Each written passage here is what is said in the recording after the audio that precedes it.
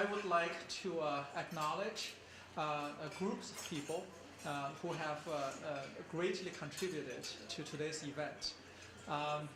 So the first group of people I would like to acknowledge is our donors, Barb and Don. Their contribution and vision made this possible. So what I have here is a conference program with signatures of every speaker here. So this is going to be a series. So every year we're going to be doing an event like this. So what we are looking for is basically in your living room or wherever, it's going to be a sequence of posters like this. So thank you very much.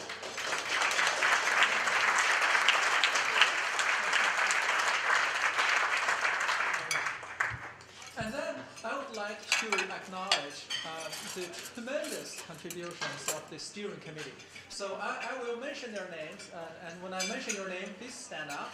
So the committee chair is Tom Dietz, and he has been, he's the founder director of ESPP, and he has put a tremendous amount of work in doing this. And other members, we have Robbie Richardson. Is Robbie here? Yes, Robbie. Julie LeBarkin. Oh yeah, okay. So Julie is over there, and Dave Paulson is here. So please thank them for their work.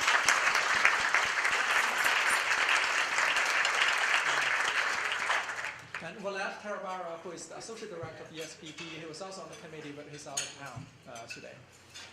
And then I would like to acknowledge the staff of ESPP. As the director of ESPP, and I have witnessed how hard they have been working over time, over whatever. It's just over their brain maybe. It's a lot of work. So we have Marcy Hebra, and Carissa here. Is Carissa here? Our work study here is Molly Bound, Molly, and Allison Stafford. Is Allison here? Yeah, he's outside. So we are responsible for the food, for logistics, for the location, for basically it's everything that is needed to make this happen. We also have our crew from WKAR, and they have been doing web streaming for this, and lighting, microphones, and everything. Let's thank them also. Thank you. So I will move now to Tom. So Tom will be introducing our lunch speaker.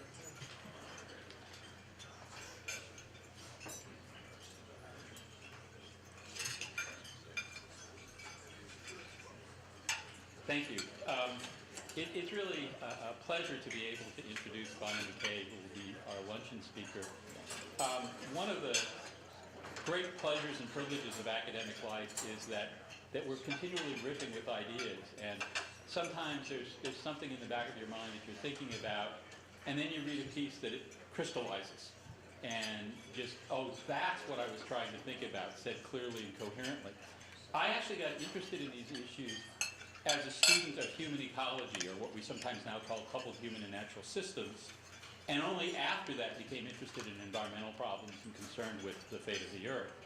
And while she was in graduate school, Bonnie wrote an amazing essay called New Directions in Ecology and Ecological Anthropology that conceptually transformed the field. And this is the essay I was referring to, that I was sitting in graduate school myself, sort of thinking about these issues, and saying, well, there's something wrong with how we're thinking about these things, but I'm not quite sure what it is.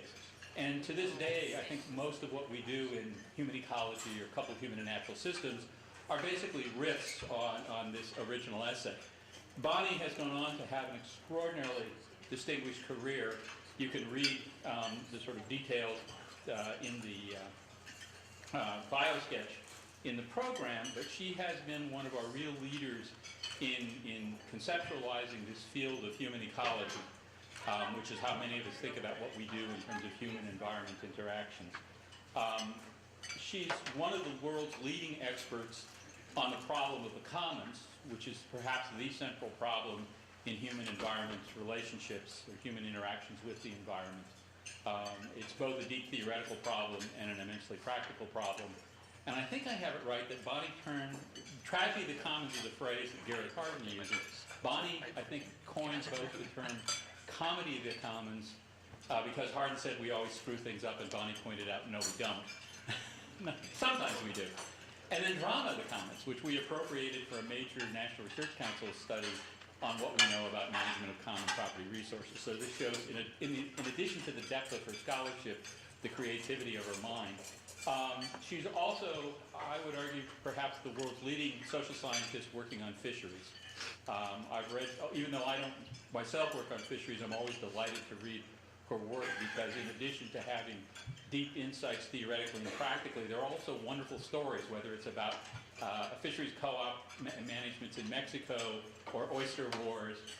She always brings in the historical depth of these things.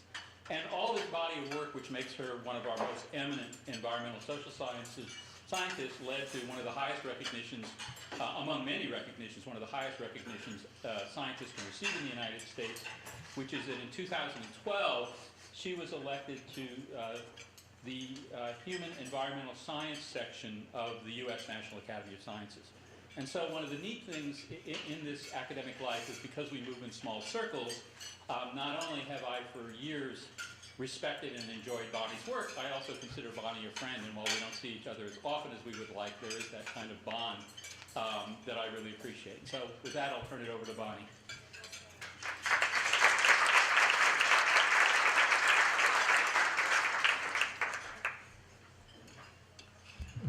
Thank you very much, Tom. Very generous.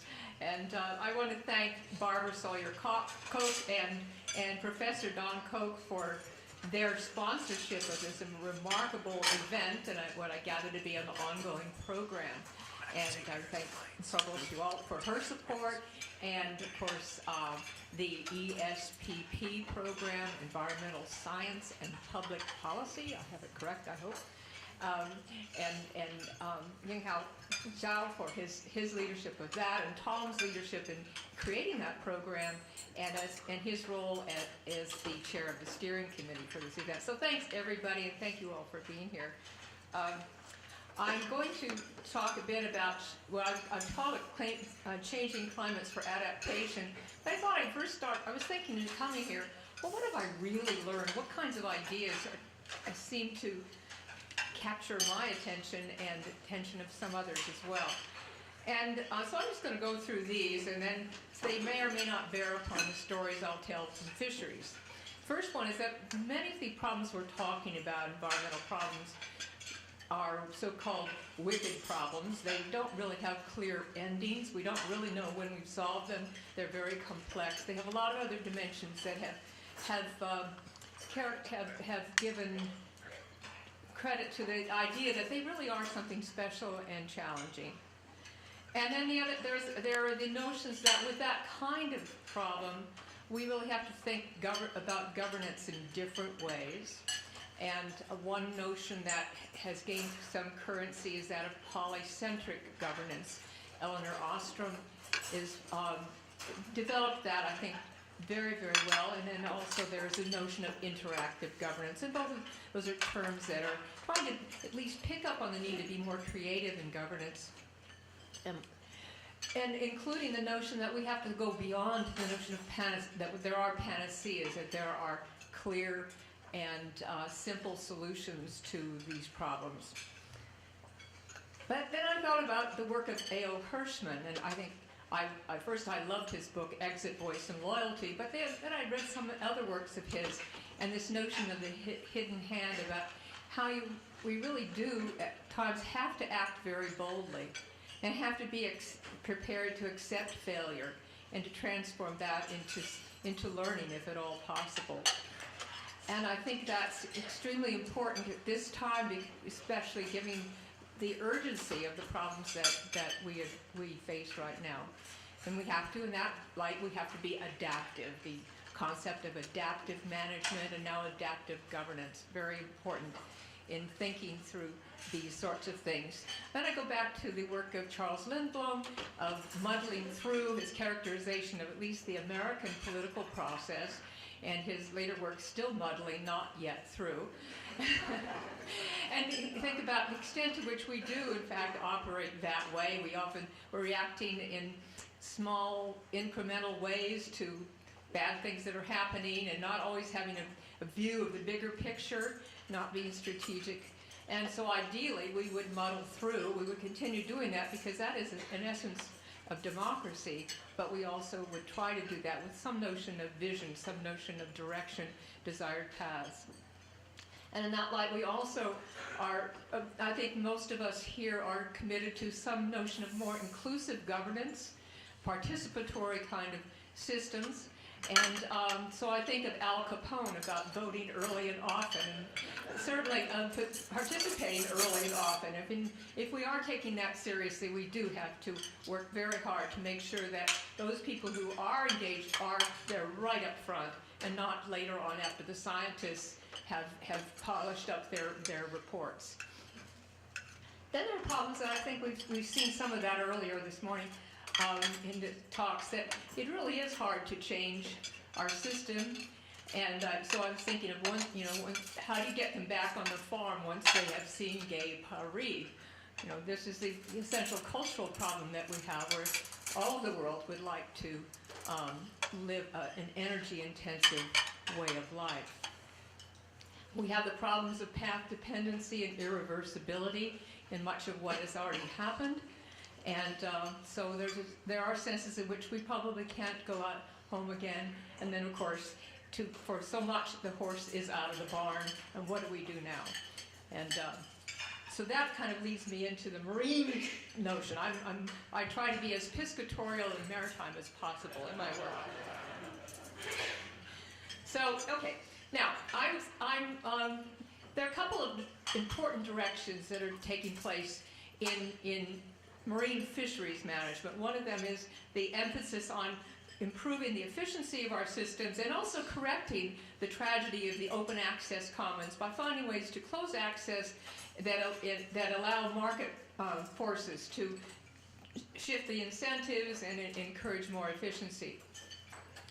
And the second major trend is having ecosystem-based management. Instead of moving away from the commodity orientation of the past, single species, toward recognizing the existence of complex systems and the need to manage our fisheries accordingly.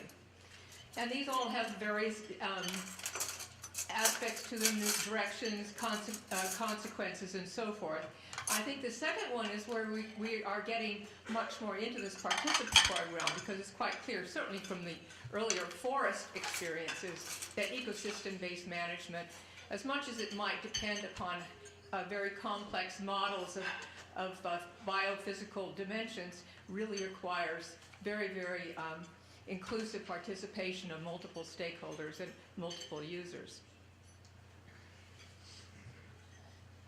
And these are actually propose very different views of our world. And one on the left is the classic bioeconomic model used in fisheries, but it can be found in other domains as well, where we see when we have open access or no constraint on effort, we get a tendency toward moving the value of what we're producing down, and profits become nil. And so we want, from an economics perspective, to manage at the point of maximum profitability. And so the development in fisheries of the tool called the individual transferable quota is one of the measures, these market-based measures, that's geared toward that kind of goal, transforming the open access commons to a system where there's privatization of the access and use rights of that commons. But there's also this other paradigm that's on the right, the view that we have from space and from our new remote sensing technologies and so forth, of the complexities and dynamics of the systems that we are living in. This is a view of, this was actually done some time ago, showing where the Gulf Stream and the Labrador Current meet off Cape Cod in the northeast coast. And this kind of perspective is one that does cause us to take pause, I think, when we're trying to figure out what to do. We have a really messy, wicked, dynamic system that we're working with. So, and we know from the oceans that this system is becoming even messier and problematic. And this is just a catalog here of the many challenges that are facing the world's oceans. The sea temperatures are generally warming in most areas. There are changes in the stratification of the oceans and oxygenation. There's upwelling systems are different in many places at times. The glaciers are melting. Sea ice is being reduced.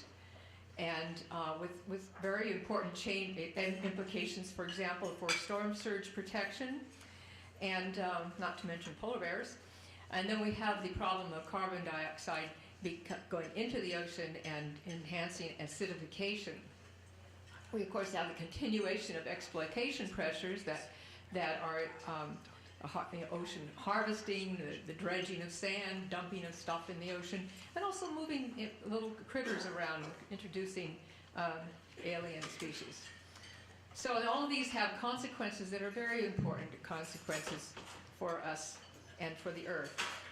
You know, profound changes in the living communities of the sea, changes in the habitats of the sea, the coral reefs, the kelp forests, and then effects on coastal places, the sea level rise, the storm surges, salinization, and so forth, all of which are documented and are increasing at a rapid rate.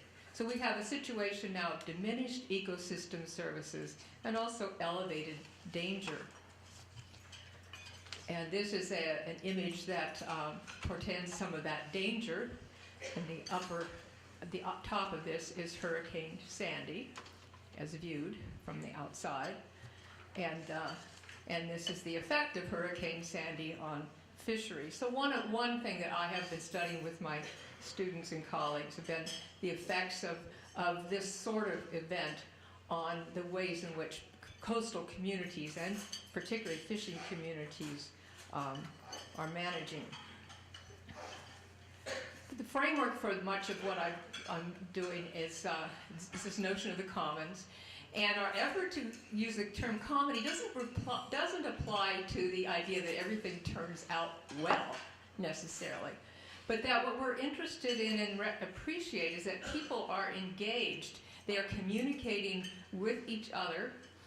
They are social beings, not as in tragedy, you're talking about individuals who have some tragic flaw that eventually evolves, and you've got the individual pitted against society.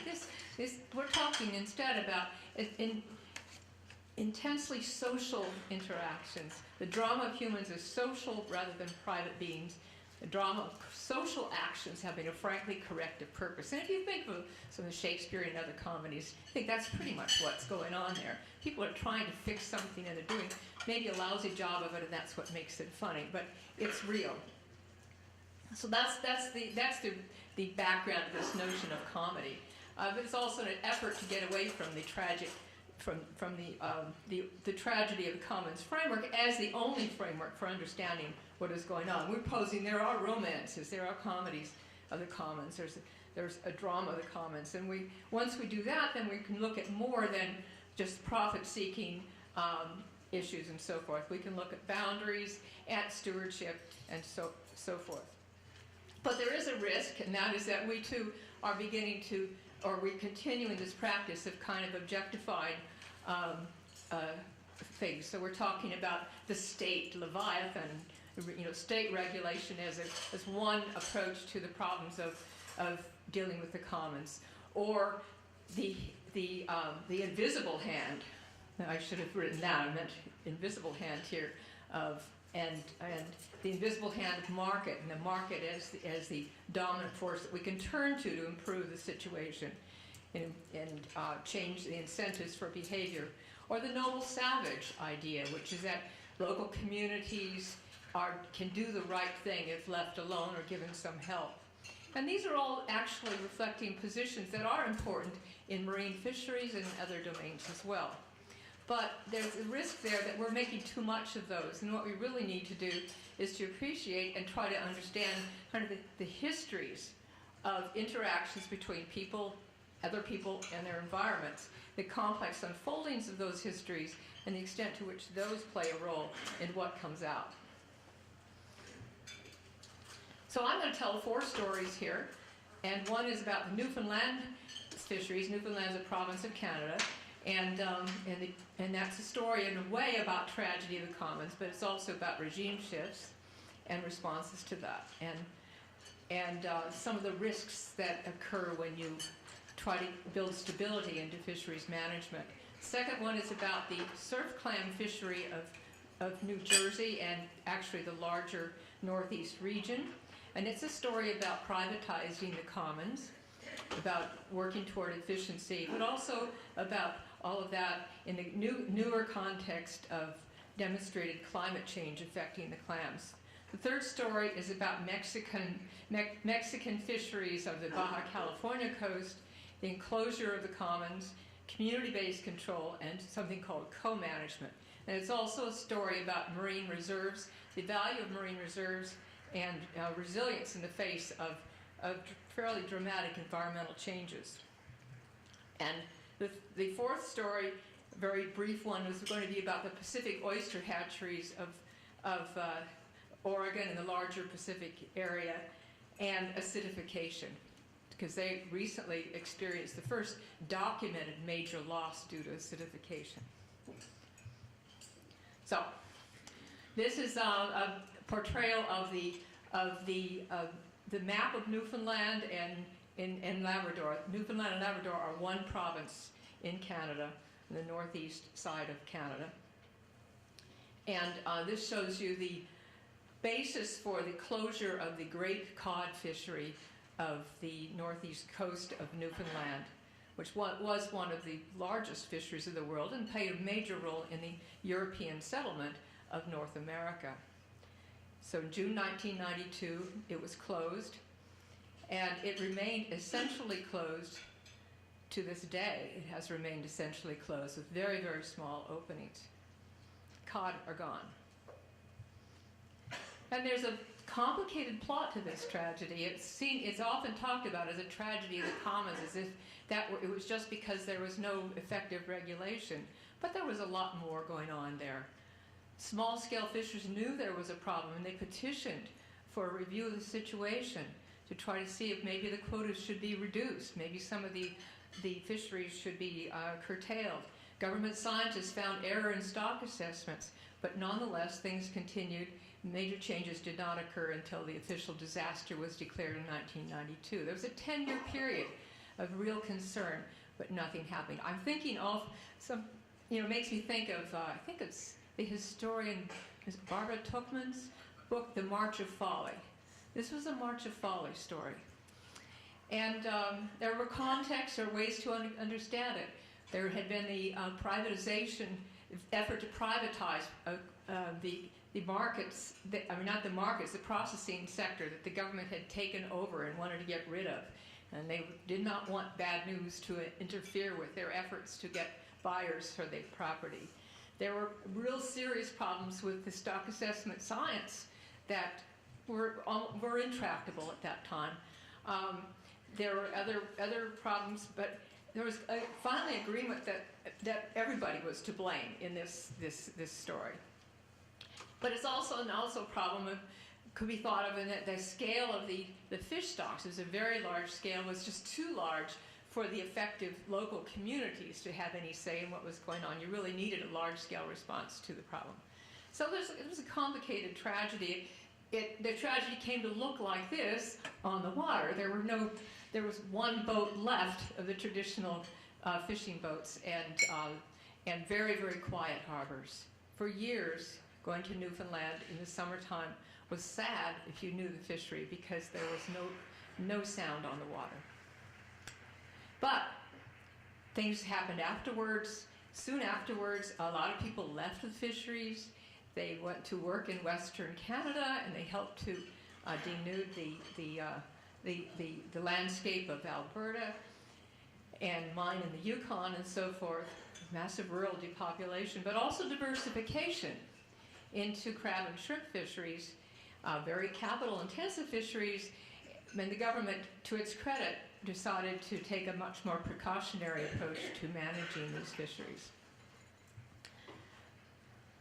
And there's a story here, a climate change story, or at least a variable climate story. We still don't know if it's a change story, but there was a period of cold water that seemed to have played a role in the collapse, the combination of overfishing and conditions that worked against cod reproduction, that played a role in demise of the cod, but also played a role in the expansion of crab and shrimp populations into more southern areas.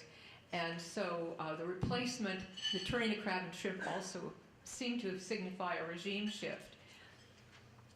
And during this period of time, the government had policies that promoted much more stability. They reduced participation. They set up essentially individual quotas, requiring each boat to fish only its quota, and so forth. They set up a sense of proprietorship, that one owned a right in the fishery and fairly stable system of going on. And they also during this period of time, the local fishermen worked very hard to work with the fact that they do have globalized markets, and that they can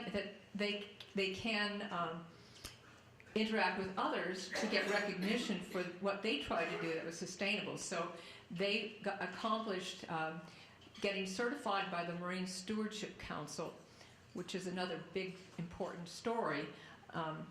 And I'll mention it with regard to another fishery as well.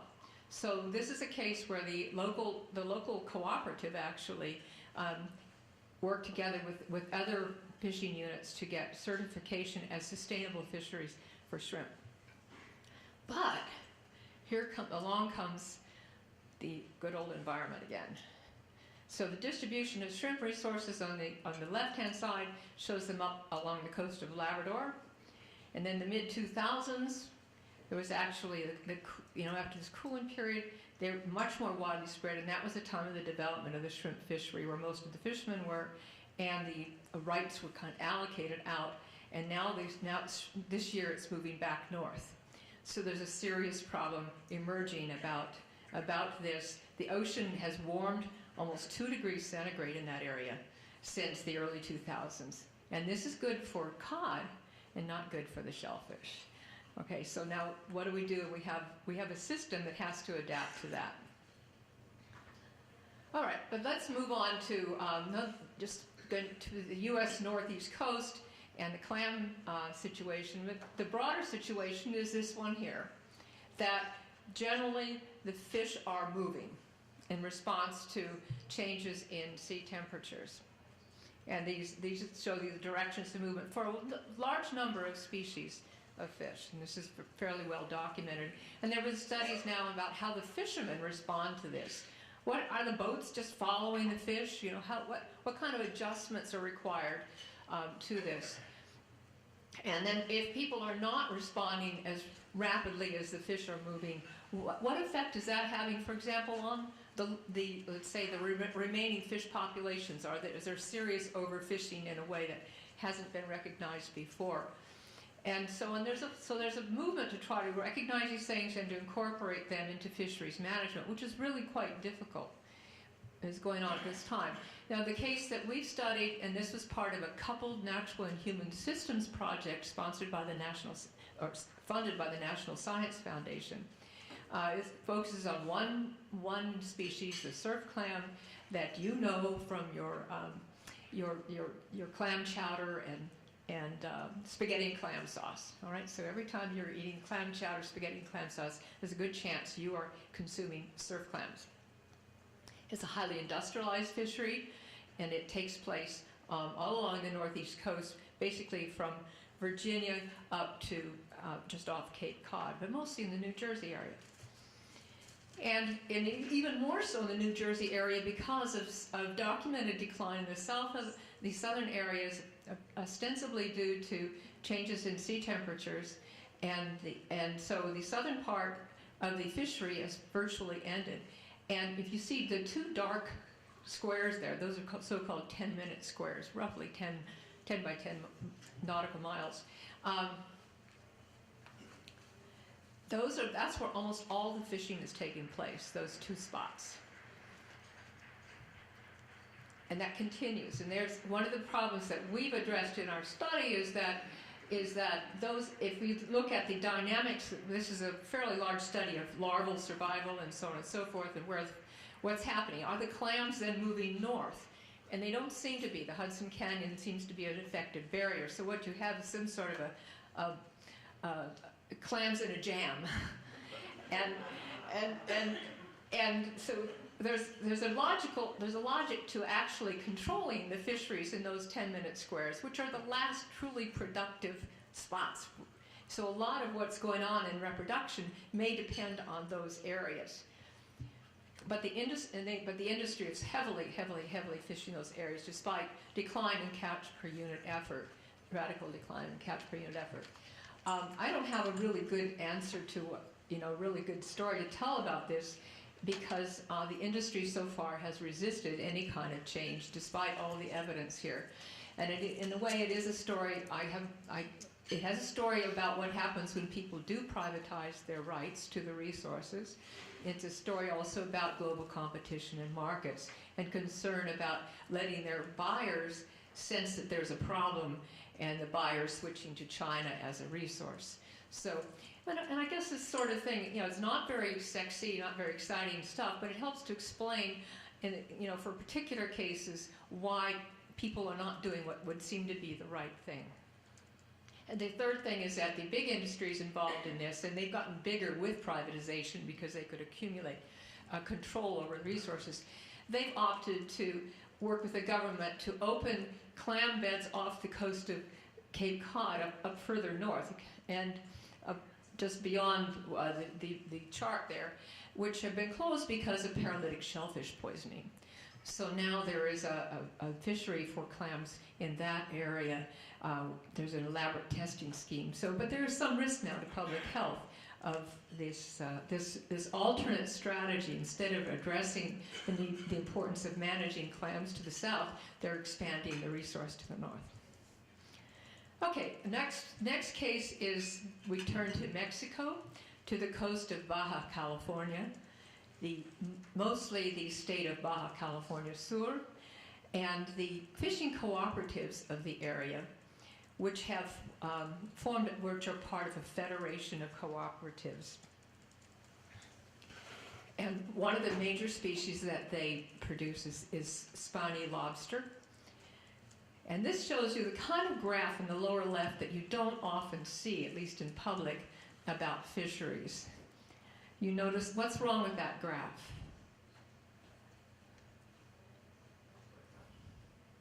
It's going up. And in fact, effort has increased over that period of time.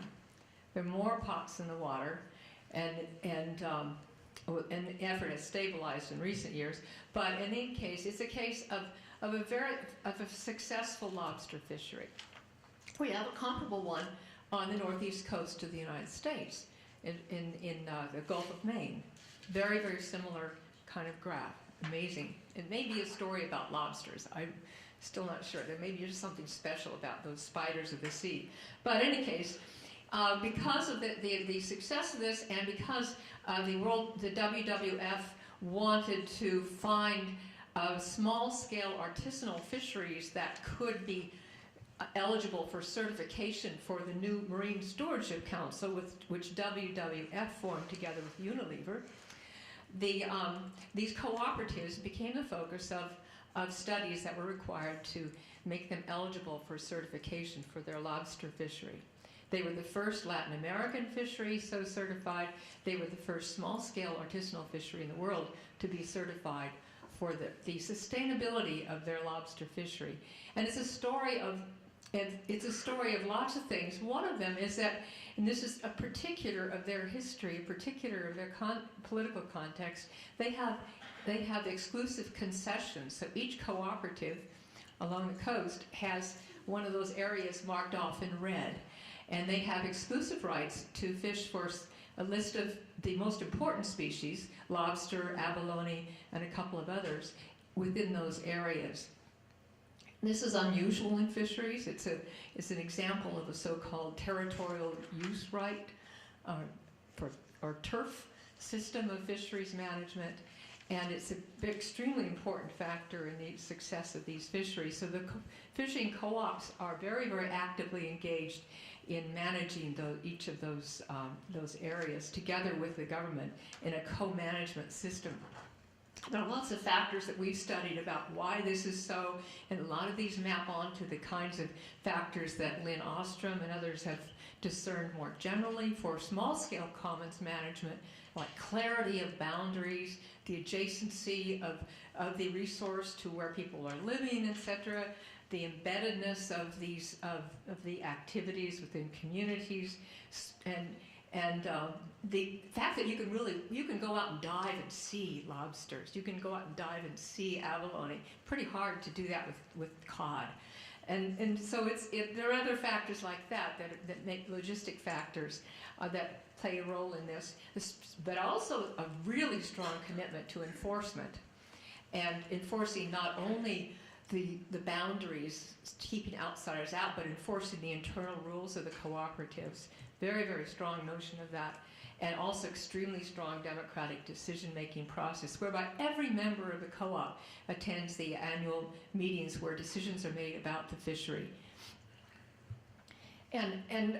But there's a particular story. It's not just a story, if it's small scale and it's got boundaries, it's going to be successful. There were particular things that happened that we've documented about the emergence of this system of both self-management, where the co-ops imposed rules upon themselves, and also co-management, working together with the government, ending up with these kind of complex nested governance systems or polycentric systems that Lynn Ostrom and others talk about as so very important to management. Now, these co-ops have proven to be very successful, really remarkable cases of success. They've also been able to move forward.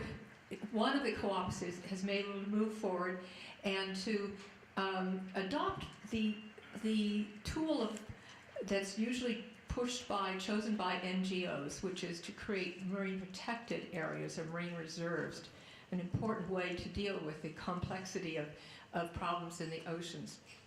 And so the cooperative, working out of Isla Natividad, created, together with some NGOs, created their own experimental marine reserves. Now, if any of you are working fisheries, you know that fishermen do not like to have somebody coming in and telling them they're going to close off an area. They really don't like that. But in this case, they agreed to not only close off parts of their abalone reefs, but also to create a formal system of control sites, and also to get trained themselves in monitoring, doing scientific monitoring of the reefs, and to also do economic monitoring, and to keep really, really close track of how much money they are losing by not using the reefs in relationship to how much money they eventually will make by the spillover effects of these closures and other things that might happen. They also had hoped at one time to get money from wealthy eco-tourists who would come down and dive in their closed reefs, and that still is a possibility. For a while, it was on their website. You could go down if you spent $5,000. You could dive in their reefs. So anyway, it's been a remarkable effort, really unusual effort in the marine world to have local fishermen so directly, fundamentally, centrally involved in creating marine reserves. And it turned out to make a big difference to them very recently. Now, the dates here are completely wrong. They established the closed areas in 2006, not 2010. And there was in 2009 and 2010, there was a rapid and extremely large die-off of the abalone on these reefs. It was a disaster, just a disaster. And it was apparently one of perhaps an mounting series of anoxic events, of times of hypoxia, very low dissolved oxygen in the waters. And that had been happening elsewhere along the West Coast. And that seems to be one maybe linked to climate change in some models it is. So this was extremely important. In fact, event, but it turned out that the co-ops kept the system going, even though they lost almost everything. They kept it going because they found out that the lobsters in the marine, in the closed areas did better in reproduction afterwards than and the abalone. Both the lobsters and the abalone did much better in the closed areas than they did in the open areas. So they had the effect that these reefs had given them the resilience they needed to recover from these disastrous episodes. And so, the local cooperative members are very, very active in defending now the reefs, and they're begging the Mexican government to actually make them permanent, and which is still an open question. The last little story is about responses to ocean acidification, and this is a West Coast oyster case. There's a hatchery in Oregon, the Whiskey Creek Hatchery, which actually provides almost all of the young oysters that are used by the many oyster farming operations on the West Coast, the Pacific oyster. And in 2007 and 2008, almost all of the larvae in their tanks died. It was a disaster. And it was Oregon State scientists joined with the industry to study it, and they discovered that it did have to do with in a very, very strong increase in the acidification of the ocean water that they were bringing into the hatcheries. And it's said to be the first documented case of major economic loss due to acidification of the oceans. And since then, the industry has worked really hard to get help getting support, getting funds for research. They've developed their own kind of clever systems to buffer the ocean water that's coming in, to use. One of the Indian groups is now using a saltwater pond for their source because that itself seems to be in better shape. They're scrambling right now to try to do something about this huge problem, which has to do with the nature of upwelling in the area and other changes in the ocean, but also has to do with land-based sources of pollution and so forth. So that's another case here. And so basically we have huge problems in the oceans. Another way I was thinking about this is there are both tall orders and short orders that we use in thinking about such problems. And the big ones are, at the national level, regional level, international, and so forth. And there are huge programs that exist. The Coral Triangle program in Southeast Asia is one example. Efforts all around the world to develop networks of marine protected areas. What do we do with high seas fisheries, with illegal and undocumented fisheries, and so forth? These are huge, huge problems that I personally cannot deal with myself, because they're very difficult for me as a lowly social scientist to even comprehend how to begin studying them. But some people have, and looking at ways that we can improve the situation from that large scale perspective. And that's also affected by and building upon this idea that we're dealing in the oceans with large marine ecosystems, and that scale of management is a really important one to try to use, and that often transcends other kinds of boundaries, political boundaries, and also calls for innovative systems of management. And then there's the other side of the coin, the short orders, and so these more local and community-oriented things. I was reading just yesterday about the issue of changes in the ocean, and how we had to be much more proactive. We can't just adapt. We have to think about what things we can do. And somebody mentioned that you could cover up the coral reefs to shade them, to shade the coral reefs a bit, to try to at least reduce the incidence of bleaching and so forth. And then somebody else said, well, that's ridiculous. I mean, look at the size of the coral reefs. But yeah, for some coral reefs, this could make a difference. There are small scale things that can make a difference at the small scale. So there is that kind of incremental way of we can address things. And perhaps the cases that we've we see in Mexico, of those communities. Maybe those are small scale. They're not easily transferable to other places. For example, in South America, where there are a lot of comparable shellfish fisheries, benthic fisheries that are localized and so forth, there has not been similar success in managing, lacking the similar traditions of cooperatives as extremely effective organizations, and lacking this really strong concession system that Mexico happens to have, and that the guys there could build upon. But there may be other factors as well that make it difficult to transfer things. But still, you have to recognize, embrace, and try to support the successes that exist. The whole notion of building upon traditional and experience-based knowledge is something I think we all appreciate, but the question is, how do you do that, and how can you combine that with scientific knowledge? And so these partnerships are extremely important.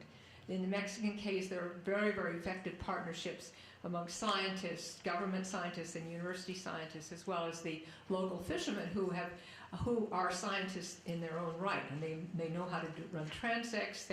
They've become familiar with interpreting data and so forth. The place-based nature of a lot of things that are happening in the short order is very important and fits very nicely with ecosystem-based management. And then there are linkages between the short and the tall orders, and this co-management and nested governance approach is certainly one source of a very, very important linkage. But there are also horizontal networks, and right now there's a very, very large network of academics, practitioners, and leaders of fishing organizations throughout the world, the Too Big to Ignore network, to represent these small-scale fishers. And if we're talking about food security in the future of the world, the small-scale fishers of the world are definitely up there in terms of priority for attention. And so there will be a Congress coming up again soon in Mexico. The last one was in Thailand a few years ago. On the other side of that, there are the horizontal networks of the big, big players in the ocean. There's a group called the World Ocean Council that has been formed and is trying to be very, very upfront in both science and management. Big shipping companies, as well as large-scale industrial fisheries and oil and gas companies are involved in this sort of thing. That's another important factor that's occurring. These eco-certification programs are emerging in the oceans, as they already have on land, and they're really to be taken account of. The Marine Stewardship Council is the first and the biggest for fisheries, and it's I don't know what percentage right now of the world's fish it represents, but it's become significant. Maybe up to 10%. I'm not quite sure about that. But anyway, it's increasingly when you have Walmart and its European equivalents demanding this sort of certification, it's making a big, big difference to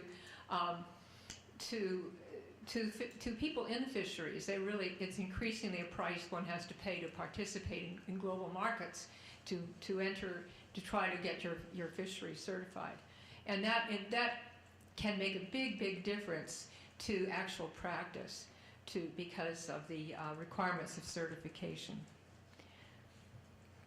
So these are 4 stories, and they all kind of beg the question of ecosystem-based management, but they all bear upon dimensions of, well, certainly changing ecosystems, climate change, ocean acidification, just variability in ocean systems. They vary. Some have to do with highly industrialized systems. Some do not. We also have a bit of aquaculture in the Oregon case. But they all beg the question of ecosystem-based management. And so and I think there we have big, big challenges. Here's one way of thinking about it, that we're talking about, ecosystems, fairly large spatial scope and so forth, and inherent complexities. So you need to have centralized decision-making. You need multidisciplinary expertise, accumulation of knowledge, data management, and so forth, and coordination among different kinds of actors and agencies. But at the same time, and this is the trick, this is the still a big thorny problem. You need more decentralized and participatory aspects to ecosystem-based management to capture what's going on this small scale and to the detailed knowledge that people have across local to global scales. So this remains a big challenge, and many agencies and organizations are trying to deal with that. So anyway, here's again the kind of lessons that I brought to this, and you may or may not have found them reflected in anything I had to say, but they are a reminder, and so there we go.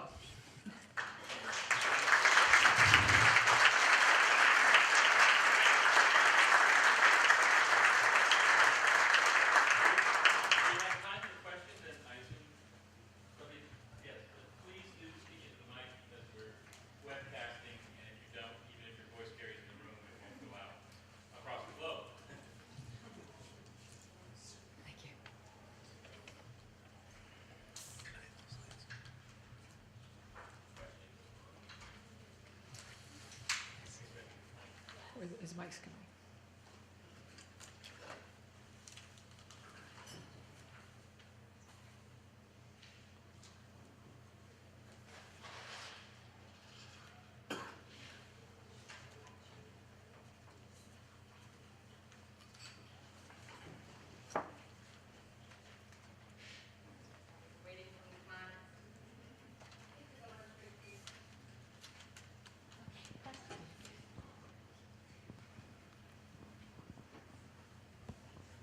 Thank you for your presentation. I first want to say my name is Bonnie McGill, so when I first saw your name on the schedule, I was like, oh no! I need to say something. I'm glad that you presented, not me. But seriously, here in Michigan, we are sort of transitioning of thinking of our groundwater resources as sort of an infinite resource to maybe not being an infinite resource and more limited, and so thinking about the sustainable use of it, and we just started regulating it a few years ago, so that's this whole new sort of management issue that we're trying to work on. And I was wondering, in your experience, what is it like to get the users of the resource to transition in their mindset from a land of plenty to acting more sustainably for the resource? Very good question about what does it take to kind of make this transition, and it certainly happened late in the history of fisheries. It really did. It took a lot of fairly big crises for it to happen, and that may be the actual story here too. That you need a few droughts and to kind of get it to sink in, but certainly, I'm thinking of the National Geographic work on water and so forth. And if you read any of that, you can be convinced that the whole world has got a finite, the water's finite, and it's a real problem everywhere in the world. And we're here in Michigan and in New Jersey, where I live, yeah, there's a lot of water, and sometimes too much. And we don't have to worry about flushing the toilet as much as people do in California, let's say. But it's certainly clean water, quality water is something very scarce, and perhaps framing it more in that term is one of the ways to kind of get that move into accepting it as a finite commons.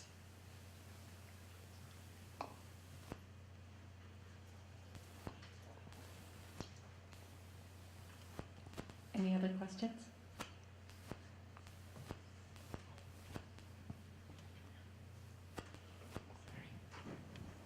You mentioned the Oregon case where ocean acidification clearly is part of the driving. To what degree are the resource-using communities around the world and the regulatory groups and the industries really thinking about ocean acidification as an ongoing and rather horrific process? Well, the aquaculture industry is definitely convinced now. That was a huge blow, because that hatchery provided young oysters to all of the oyster farms on the Pacific coast, and so it was just major catastrophe. And so there's no problem in convincing people in that industry that they have an issue. I think it's helping in that right now, at this point, they can find some technical solutions, small-scale technical solutions.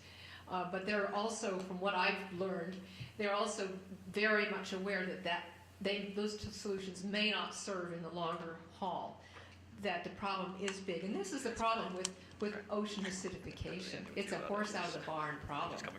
Because, you know, if you look into it, you soon learn that it would take us 50 years of stopping the production of carbon emissions to slow it down.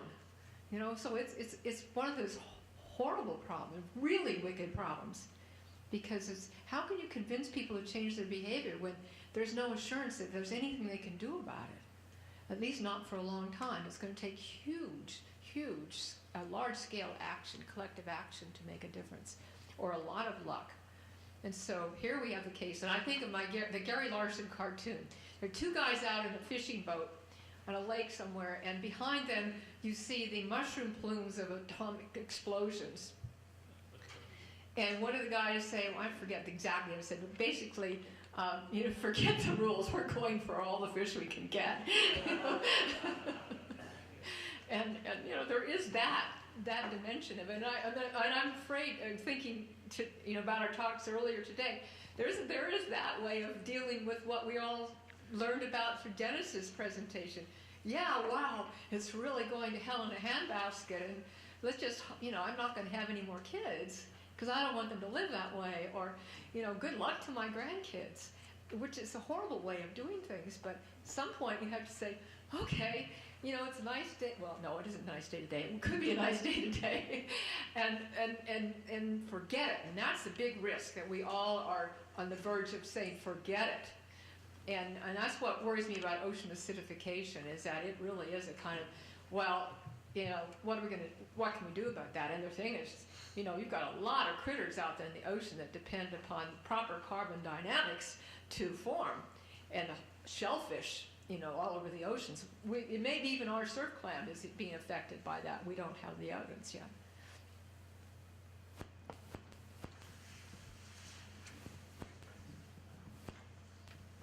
Thank you, Dr. McCay, for that beautiful presentation. I think I enjoyed getting to the last bit of it where you talk about decentralized management, but also the centralized management. And I find it very interesting, going back to Ostrom's, you know, proposals about decentralization and community management, and what I'm beginning to learn in my own dissertation, that it's almost as if that we make a lot of noise about decentralized management, but when we begin to call for the fact that the central is important for the control, then we actually use decentralized management as a tool to control the very same people we seem to be proposing community management for, in terms of the benefits that they derive. And so in your own experience with what you have learned, just thinking about a few successful cases, where will you draw the line, and in terms of the ones that worked and the ones that did not work? Where do we draw the line with centralized versus decentralized, in a way that doesn't become a charade or just making noise and using communities as, using the terminology as a tool to control communities while giving a lot more control to the central? Thank you.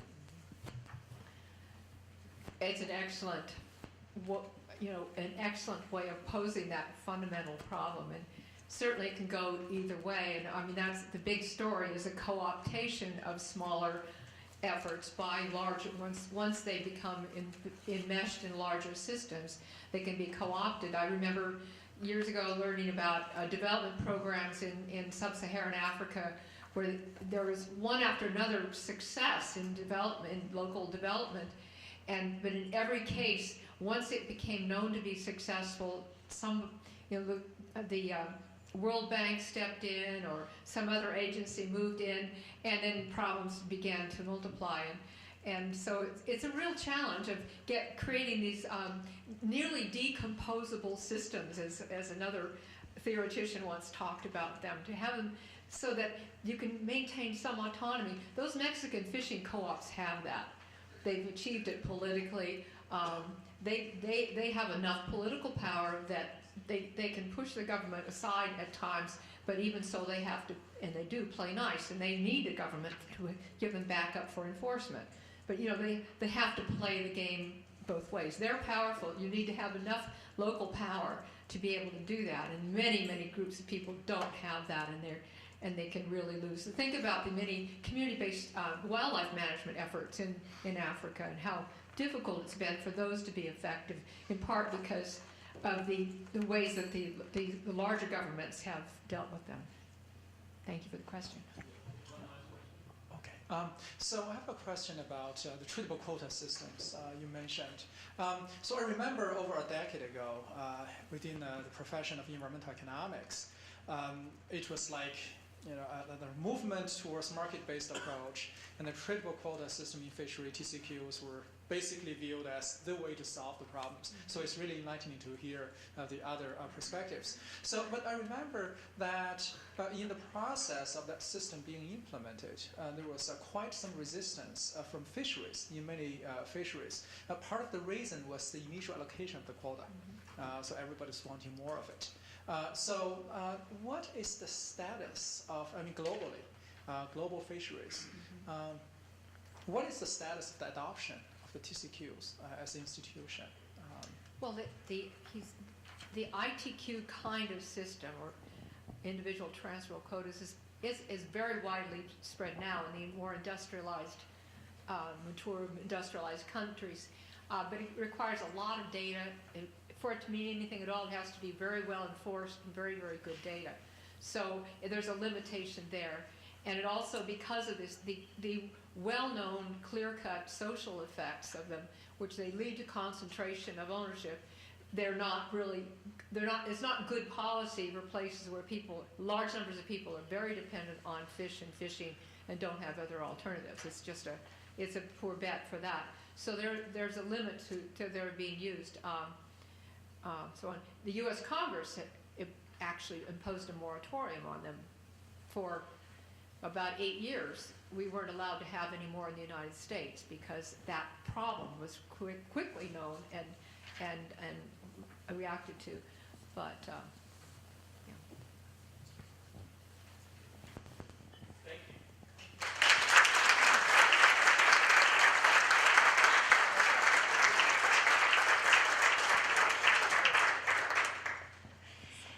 Thank you. Feel free to take a break. We'll resume at 1:45.